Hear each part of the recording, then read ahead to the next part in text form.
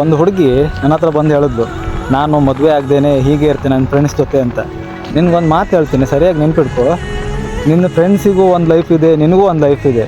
ನಿನ್ನ ಫ್ರೆಂಡಿಗೆ ಅವ್ರ ಮನೆಯವರು ಒಂದು ಹುಡುಗನ ನೋಡಿ ಮದುವೆ ಮಾಡಿ ಬೇರೆ ಕಡೆ ಕಳಿಸ್ತಾರೆ, ಆವಾಗ ನೀನು ಸಿಂಗಲ್ ಆಗಿ ಉಳಿತೀಯ. ಇವಾಗ ನೀನು ಮದುವೆ ಆಗದೆ ಮನೆಯಲ್ಲೇ ಇದ್ದರೆ ನಿನ್ನ ಅಣ್ಣ ಅಥವಾ ತಮ್ಮನಿಗೆ ಮದುವೆ ಆಗಿ ಅವ್ರ ಲೈಫ್ ಲೀಡ್ ಮಾಡ್ತಾ ಇರ್ತಾರೆ, ನಿನ್ನ ಬಗ್ಗೆ ಕಾನ್ಸಂಟ್ರೇಟ್ ಮಾಡಲ್ಲ.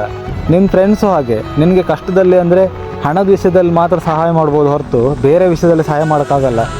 ಯಾಕಂದರೆ ಅವಳಿಗೂ ಅವಳ ಫ್ಯಾಮಿಲಿ, ಗಂಡ ಮಕ್ಕಳು ಅದೆಲ್ಲ ಇರುತ್ತೆ. ಅದಕ್ಕೋಸ್ಕರ ನಾನು ನಿನಗೆ ಹೇಳೋದು ಒಂದೇ ಮಾತು, ನಿನ್ನನ್ನು ಯಾರು ಅತಿಯಾಗಿ ಪ್ರೀತಿಸ್ತಾರಲ್ವ, ನಿನ್ನ ಕಾಲಿಗೆ ಬಿದ್ದು ನೀನೇ ಬೇಕು ನನಗೆ, ನಿನ್ನನ್ನು ಬಿಟ್ಟರೆ ಬೇರೆ ಯಾರು ಬೇಡ ಅಂತ ಹೇಳ್ತಾರಲ್ವ, ಅಂಥವ್ರನ್ನ ನೀನು ಇಷ್ಟಪಡು. ಯಾಕಂದರೆ ನಿನ್ನ ಲೈಫಲ್ಲಿ ಯಾರಾದರೂ ಒಬ್ಬರು ಆ ಥರ ಕಾಲಿಗೆ ಬಿದ್ದು ನಿನ್ನ ಹತ್ರ ನಿನ್ನ ಪ್ರೀತಿನ ಭಿಕ್ಷೆ ಬೇಡಿರ್ತಾರೆ. ಅಂಥವ್ರಿಗೆ ನಿನ್ನ ಲೈಫ್ ಕೊಟ್ಟರೆ ಅವರು ನಿನ್ನನ್ನು ತುಂಬ ಚೆನ್ನಾಗಿ ನೋಡ್ಕೊಳ್ಬೋದು. ಮುಂದೊಂದಿನ ನಿನ್ನನ್ನು ಕರೆಕ್ಟಾಗಿ ಯಾರು ಅರ್ಥ ಮಾಡ್ಕೊಳ್ತಾರಲ್ವ ಅಂಥವ್ರ ಜೊತೆ ನೀನು ಲೈಫ್ ಹಂಚ್ಕೊಂಡ್ರೆ ನಿನ್ನ ಲೈಫು ಸೂಪರಾಗಿರುತ್ತೆ. ಅಕಸ್ಮಾತ್ ನೀನೇನಾದರೂ ನಾನು ಜೀವಮಾನ ಇಡೀ ಇದು ಸಿಂಗಲ್ ಆಗಿರುತ್ತೆ ಅಂತ ಹೇಳಿದ್ರೆ ನಿನ್ನ ಬಗ್ಗೆ ಕೆಲವರಿಗೆ ಒಂದು ಸ್ವಲ್ಪ ಡೌಟ್ ಬರುತ್ತೆ.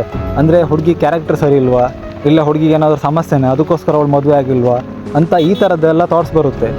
ಅದರಲ್ಲಿ ಇನ್ನೊಂದು ಮೇಯ್ನ್, ನಿನ್ನನ್ನು ತುಂಬ ವರ್ಷದಿಂದ ನೋಡಿರೋನ್ನ ನೀವು ಮದುವೆ ಆಗೋದು ಒಳ್ಳೆಯದು.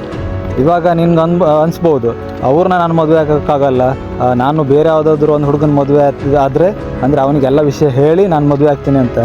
ಒಬ್ಬರಿಗೆ ನಮ್ಮ ವಿಷಯ ಹೇಳಿ ಅವ್ರು ನಮ್ಮನ್ನು ಲವ್ ಮಾಡೋದು ಬೆಸ್ಟಾ, ಇಲ್ಲ ನಮ್ಮ ಬಗ್ಗೆ ಕರೆಕ್ಟಾಗಿ ನಾವು ಗೊತ್ತಿದ್ದವ್ರನ್ನ ಮದುವೆ ಆಗೋದು ಬೆಸ್ಟಾ?